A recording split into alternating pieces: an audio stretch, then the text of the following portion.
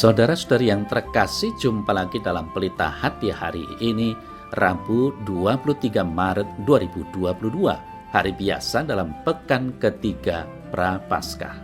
Bersama saya Romo Thomas Suratno SC dari Paroki Cilandak, Jakarta Selatan, mendengar dan merenungkan sabda Tuhan, yakni firman Tuhan yang tersurat dalam Injil Matius, bab atau pasal 5, ayat 17 sampai dengan ayat 19.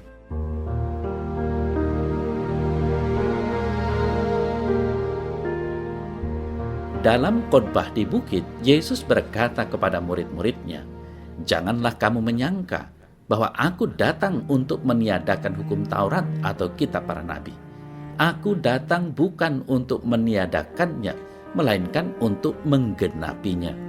Karena aku berkata kepadamu, sesungguhnya selama belum lenyap langit dan bumi ini, satu iota atau satu titik pun tidak akan ditiadakan dari hukum Taurat sebelum semuanya terjadi.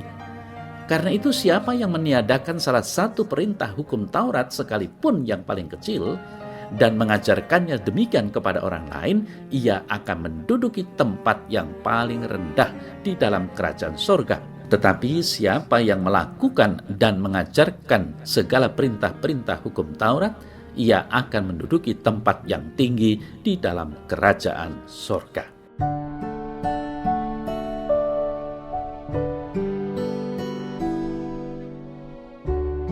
Saudara-saudari yang terkasih, seperti yang tadi kita dengar bahwa Yesus mengatakan, "Aku datang bukan untuk meniadakan hukum Taurat atau kitab para nabi, melainkan untuk menggenapinya."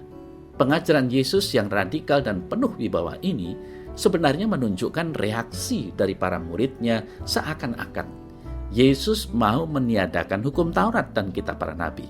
Lalu Yesus menegaskan bahwa dia datang justru untuk menggenapi apa yang kiranya telah bercacat karena ditafsirkan secara tidak sempurna oleh ahli-ahli Taurat. Di sini, saudara saya yang terkasih, Yesus memandang positif hukum Taurat karena di dalamnya tersirat ajaran mendasar tentang kasih.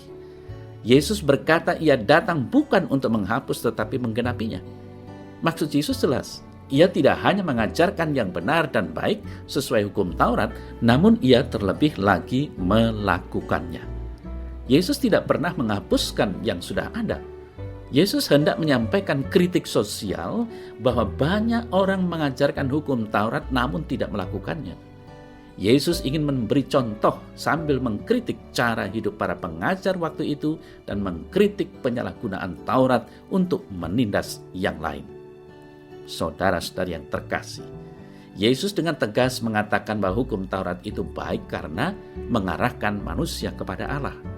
Bagi Yesus, jika orang Yahudi melakukan hukum Taurat dengan setia, ia akan mendapatkan kebahagiaan surgawi. Bahkan, Yesus mengatakan bahwa ia akan menggenapinya. Yesus tidak pernah menghilangkan apa yang sudah ada dan yang baik. Tentu saja, ajaran Yesus ini membantu kita dalam menghidupi berbagai aturan dalam hidup keagamaan kita. Dalam gereja ada berbagai aturan untuk membantu kita agar dapat beribadat dengan baik, bahkan membantu kita mencapai kesucian. Tentu diperlukan disposisi batin dalam melakukan aturan itu, tidak asal-asalan. Saudara-saudara yang terkasih, Yesus mengajarkan para muridnya untuk memahami, menghayati, mengamalkan, serta mengajarkan hukum Tuhan dalam keutuhannya. Kita tidak boleh menikmati sabdanya hanya pada hal-hal yang menarik atau yang sekiranya sesuai dengan keadaan kita. Misalnya, karena sabda itu menghibur kita. Kita tidak boleh mengabaikan bagian-bagian dari sabdanya yang mengecam atau yang menuntut perubahan sikap hidup yang radikal dari pihak kita. Janganlah kita membawa prinsip suka tidak suka ketika kita mengecap sabda Allah. Karena hal itu akan membatasi kita untuk menimba kekayaan sabda Allah, bahkan mengurangi kekayaan dari sabda itu. Saudara-saudari yang terkasih, Yesus menegaskan bahwa ia datang bukan untuk menghancurkan, namun untuk menggenapi Taurat. Yesus tidak ingin berhenti pada peraturan dan huruf-huruf yang ada di dalam Taurat itu. Yesus ingin meluruskan dan mewujudkannya secara nyata. Dalam mewujudkannya, Yesus berhadapan dengan kenyataan yang tidak mudah akibat banyak benturan dengan orang-orang Yahudi. Yesus menggenapi hukum Taurat dengan hukum kasih, hukum yang membebaskan manusia dari segala hal-hal yang membelenggu. Menghayati dan mengamalkan cinta kasih merupakan bentuk nyata ambil bagian dari hidup dan misi Yesus yang datang justru untuk menyempurnakan Taurat dan kitab para nabi. Saudara-saudari yang terkasih, di zaman kita dewasa ini ada banyak peraturan dan hukum yang beredar. Dasarnya tetaplah sama sebenarnya, yakni demi keselamatan manusia dan menegaskan cinta kasih. Inilah yang seharusnya menjadi kriteria kita dalam menerapkan hukum.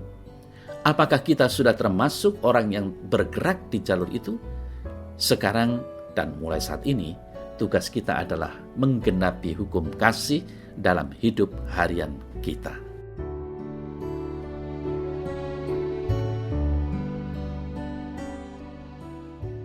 Dalam nama Bapa dan Putra dan Roh Kudus. Amin. Ya Tuhan, ajarilah aku untuk sungguh-sungguh mendengarkan sabda-Mu, agar aku dikuatkan karena penghiburannya dan tidak menyerah apabila harus menghadapi pilihan-pilihan hidup yang sulit sebagaimana yang dituntut oleh sabda itu. Amin. Semoga Allah yang Maha Kuasa memberkati saudara dalam nama Bapa dan Putra dan Roh Kudus. Amin.